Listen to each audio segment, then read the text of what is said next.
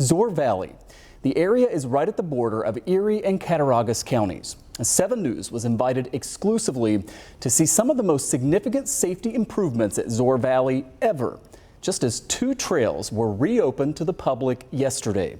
Now, this follows years of planning and construction at the urging of family members whose loved ones have died at Zoar over the decades.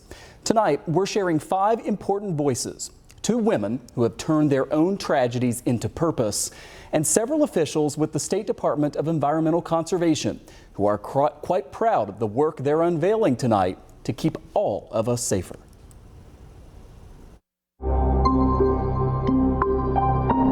It's a magical and beautiful place. At nearly 3,000 acres, Zoar Valley is one of the most scenic spots in all of New York State. Popular for hiking and rafting, 500-foot cliffs separate the dense forest above and the Cattaraugus Creek below. It is a gem of a resource for this region. People have been coming here for generations. But for generations, tragic accidents at Zoar have claimed dozens of lives. It's been 35 years since Bridget Mazursky lost her brother Brian. Marla Walker's daughter Brooke was killed less than 4 years ago. Marla said enough and made a promise. She wouldn't stop until something changed. The first time I met you in your backyard, you were a woman on a mission. I had said it politely and respectfully, I'm not going away. She didn't.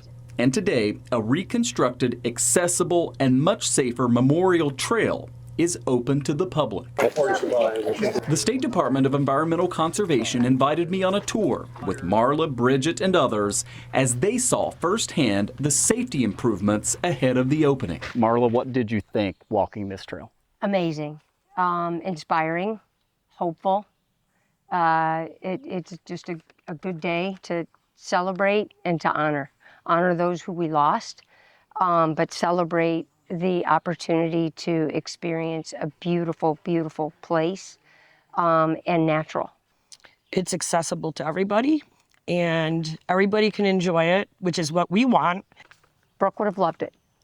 The renamed Memorial Trail, right off the just reopened Valentine Flats parking area near Gowanda, is a quarter-mile loop, 6 feet wide with split rail fencing for safety. It will eventually feature 4 viewing areas with clear views of the gorge below, the first ever trail at Zoar to meet federal accessibility standards.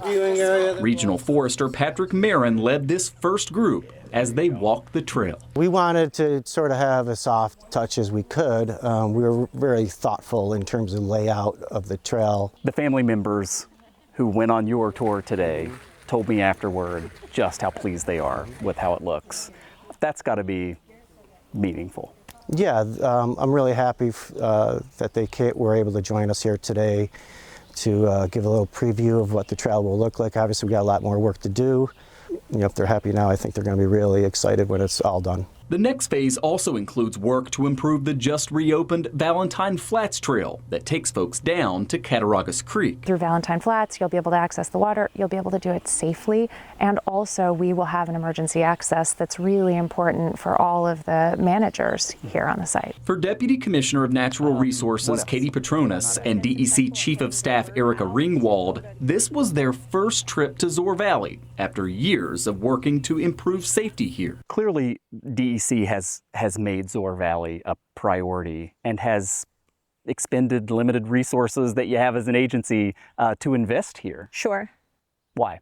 We recognized that there were things that we could do that were within our means, frankly, that were things that were achievable, that were easy to do, especially when that includes something like more public outreach. Of course we're going to do it. You guys, according to the family members, met the challenge. Mm-hmm.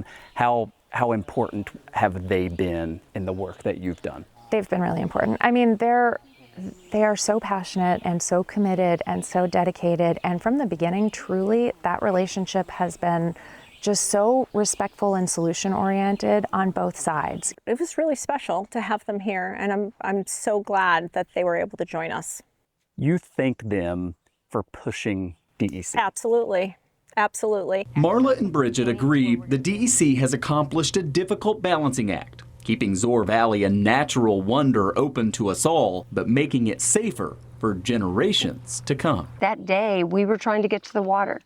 We're still going to be able to get to the water, but now we're going to be able to get to it safer.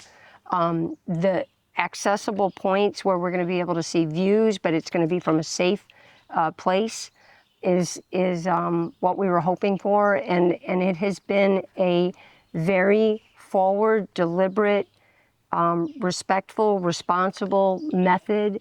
And we've been able to be in communication through the whole thing. The DEC, they didn't have to bring family members here to see this before the public, but it seemed important to them. What does that tell you about how this process has played out? I think they care.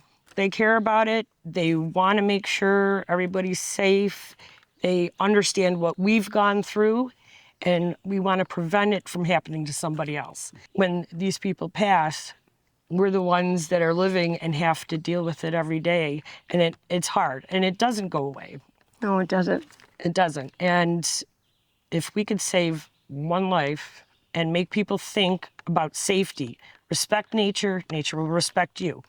And that's all it is. That's all it is. We just want it to be safe. Yeah. Well said. It would be understandable if you never wanted to step foot anywhere near this place again. But here you are again. Why? Brooke.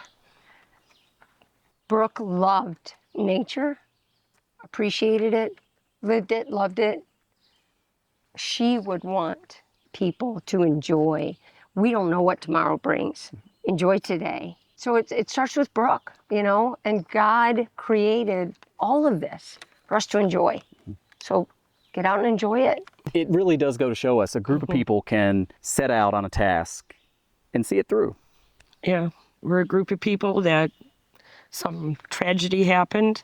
It pulled us together, and we've kind of become close, and we're connected. Yeah. We're connected family, and we don't want anyone to join our family. No. Because it's not a club you want to be in. Individual families torn apart by tragedies, but brought together with a common goal. And everyone who visits here will be safer thanks to them. Now, in addition to the work on those trails, the DEC has also installed literally hundreds of new signs all over Zoar Valley. They've hired additional staff, made major improvements to the website, spreading the word on things like where the public should go to stay safe. They've even worked with Google and other map services to make sure that folks are getting proper directions so they're going to the right area. A lot of work over the past few years, and the next phase of work will begin next summer. They'll finish the Memorial Trail, the one that was unveiled there. And as we mentioned, they'll improve the busy Valentine Flats Trail. That's the one that takes you down to the water. All of that work should wrap up by late next year.